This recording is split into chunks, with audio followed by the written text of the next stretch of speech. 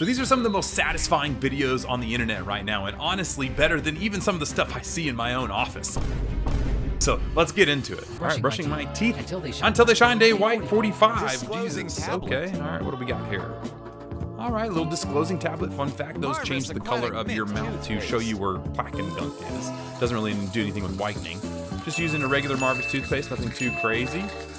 Another thing that is not going to make his teeth whiter, unfortunately. For color corrector. This guy is doing all the things that don't work for teeth whitening. Hi, it's called the color corrector here, the purple serum stuff. Once again, it's just to make your brain think that you're actually whitening. As you can see, his teeth are the same exact color. Fun fact, you've probably seen hundreds of other videos of these purple serums and stuff instantly making their teeth bright white. This is the first one that I've actually seen somebody do honestly and show no change in color of their teeth because it doesn't really work. He's gonna use a miswak here. Once again, not really gonna do anything for whitening.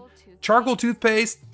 Not my favorite. Actually will cause some whitening, but from a bad point of view. It actually will rip off the enamel and will actually rip off the enamel and the surface stain that comes along with it. So a bad way to whiten. Probably the only thing in this whole entire thing that would slightly whiten like this.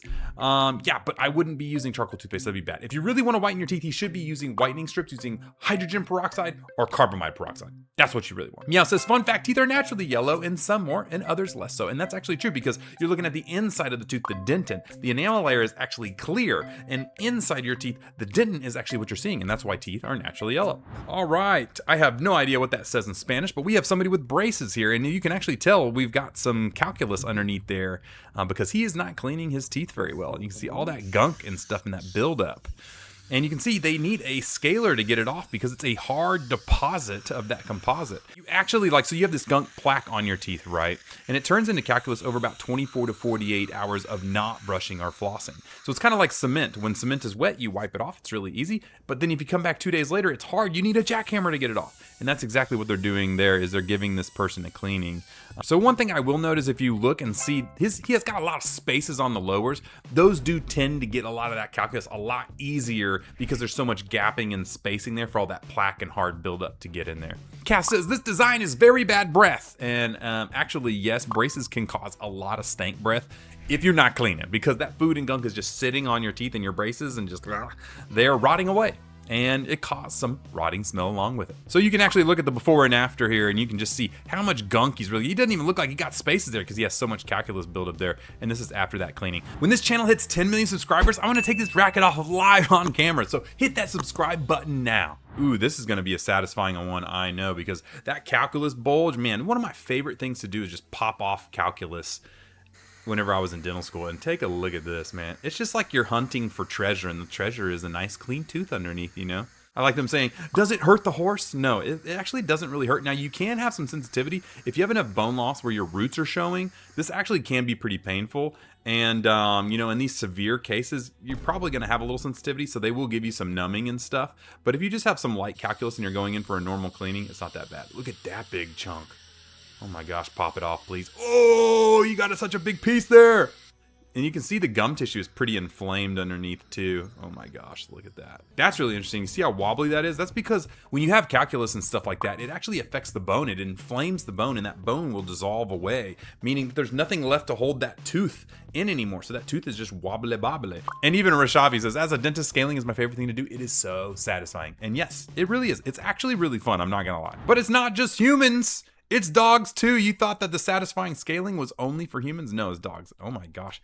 This person is hand scaling that dog. That's crazy. We have even more scaling. Oh, dude, look at that piece. That's what I was talking about. Let's pause here. You can see this giant kind of horseshoe of just redness. That's that pressure of that calculus sitting on there and just inflaming and infecting that gum tissue. Because once you have that calculus, that bacteria really lives on there. And it's hard to get rid of because it's kind of like a home for bacteria that's permanent. Oh my gosh, look at that bridge. So this is what we call a calculus bridge there in the bottom. You see how all these teeth are connected? That's a calculus bridge, and you can pop that all off together. It's kind of crazy. All right, we got a oral routine whitening day. Okay, so this person has aligners. They're doing some cleaning on the aligners like that. Coconut oil really doesn't do anything for whitening. Okay, we got some whitening strips. I do believe those were hydrogen peroxide whitening strips, so I'm happy with that. That will actually whiten your teeth. not in 1 hour. You're not going to get like some crazy 1 hour change. It's going to take you 21 days, 14 to 21 days of using these whitening strips to get a lot of big difference out of it. Emmanuel says oil pulling is truly a cheat code. No, wrong. Actually, a lot of studies show that oil pulling really doesn't do much. In fact, the only thing it really does is the swishing effect. The mechanical swishing act would actually get rid of some of that surface level plaque and stuff. They look good though. I mean, I'm not gonna lie. Her teeth do look pretty good there in the end. And another thing I will say is like, I don't care if you oil pull. Oil pull as much as you want. I just think that the cons and the time it takes is not worth the squeeze, if you know what I mean. All right, this person is doing something different for their whitening. They are doing, they're using turmeric and coconut oil. You're gonna take a spoonful of coconut oil and or coconut turmeric powder. goop That in, and you're gonna make and just making it into a paste, I'm assuming, and doing that. Use a dollar store toothbrush. Yeah. I think you're better off using like a baking soda and peroxide mix with some coconut oil like that if you really want to make a thing like that. Turmeric is just not going to really do much. It'll add some abrasiveness to kind of help a little bit, but really all you're doing is making a really nasty tasting, you know, stain bomb. It's going to stain your toothbrush. It's going to stain your sink. It's going to stain, you know, a lot of things. So it's like, and the time it takes, like she's brushing for like like she said, 5 minutes, hold it there for 5 minutes. Like, no, there's other things to do, you know, and you may, at the end, you may rinse all that off and assume whiteness, right? Because what you did is you're looking at your teeth that are super yellow because of the turmeric. It's kind of like how the purple High Smile like serums work. And if you look at her toothbrush too, you'll see it's stained yellow, and you can see the plate here is stained yellow. So imagine what your white sink is gonna look like. If you're new here, I post videos like this every single week. So make sure to hit that subscribe button so you don't miss the next one.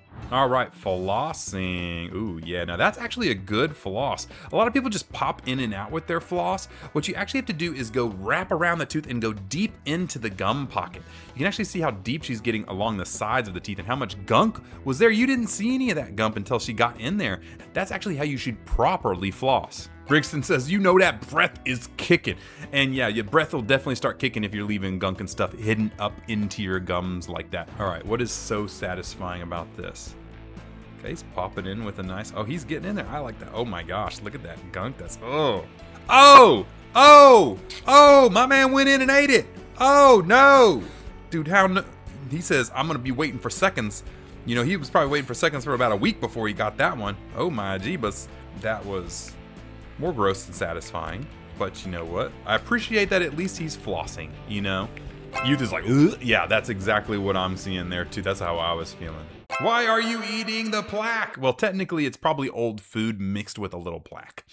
All right, checking a bite. Ooh, I like checking a bite too. It is pretty satisfying. That is a bite paper, which leaves kind of like a colored dot on the tooth so we can see when you're hitting high. And you'll actually see right here, you can see all of these dark blue marks on the teeth here, and you can kind of see them above these teeth. You know, what this shows is that this person is hitting really heavy on all of these front teeth here. And you can see some of these spots in the back that they're hitting on. This person is hitting way harder on the front than the back, which isn't necessarily a good thing. Like, you can hit on the canines and stuff, and that's good, but you do want kind of equal occlusion across the bite. Lynn says, this is how these work. I always thought they were something on the paper and not on the teeth. And I know that totally makes sense. You're probably thinking like, and then they're looking at the paper, and there is actually different types of paper that you can do that on, I think. But this one is actually meant for us to see, to equilibrate is what they call it. All right, what do we got here? Oh my goodness. So it looks like that was a composite filling, and they're pulling out a packing cord. I know you probably think that's a piece of food or something stuck in there. That was actually placed there by the dentist, and normally it's soaked with epinephrine to actually basically stop that area from bleeding. And oh, this is why. And you can actually see why here in the before, because this is what it looked like before that filling you saw was on there. And so he had a big, nice filling underneath there, and then we had to pack that cord in there to make sure that he could get that composite on there safely without infecting the tooth or getting problems and stuff like that done. All right, so we got a little filling here. I love doing fillings, man. They're so fun. It's like you're uncovering a hidden, you know, passageway. And so you can see that it looked small from the top, but whenever you start going and uncovering this unsupported enamel layer here, it just kind of breaks down and there's a giant cavity or hole in the tooth. And then now, like you said, we got the preps done. Now we're etching. That's getting the enamel ready, adding a primer there. And then we're going to put the glue in There we go. The glue just magically in there, and now they're polishing it up, and that is how a filling is done. They drilled small, All right, precise holes into heck? the teeth using sharp tools, making sure not to hurt the nerves inside. These holes were just deep enough to make a pocket. Okay, first off, enamel does not look like that. Okay, you can't just like magically make a dip in your enamel. Okay. Then they chose gems and carefully shaped them to fit perfectly. You know, fun fact: the into these Mayans holes. did have Once they in actually place, did they do used this. the natural cement to keep the gems permanently secured in the I don't know teeth. how they would have added cement, but you know, I mean, they actually did do this. You can actually look at like ink and like they use like gold wires and stuff, and they put like gems in their teeth, and they actually found skulls with these like gems and stones inside their teeth. Aunt Posey says the Mayans were smart enough to know that gold should be used medically and not just for fashion. That's true. I'm pretty sure that you can find like some gold wire like stuff going on where they would like try and like wire in teeth that had fallen out, and they used to trade teeth, and like, yeah, it's kind of cool. Weird too. All right, looks like we got a cavity filling here, and you know, I want to pause it first. So you can see that this is actually a real tooth. It's in like a training dummy, but it is a real tooth. And that is what decay looks like. You see how that brown kind of cheesy look to it looks like? That's what happens when your inside dentin layer, which is a naturally softer layer that's yellow, will actually turn into this cheesy brown, you know, scoop. You can literally scoop it like ice cream. It's pretty crazy stuff. That X-ray is formed, so you can, this is actually really interesting to see. So this is the pulp. This is what you can see, the pulp chamber and the roots and everything like this. Well, this is the cavity. You can see that giant circle cut out of the cavity actually goes into the canal there. And we actually got to be careful here, because if you get too close to this and you go into the root canal, or it gets into the nerve, you got to give him a root canal. And so that's interesting. Let's see how this goes. So he's giving in the injection for the anesthesia, scooping out just like a thing, getting in the round burr. That's a great way to get all this stuff out without, you know, damaging too much, because remember, we're close to the nerve here. Because you can actually see right here, you can see this is the dentin layer, but right here, this is the root canal. You can see the two roots here. This is where the nerve would have sat. And so they did go all the way in. So they are going to need to do a root canal on this tooth, but he's getting it ready here. All right.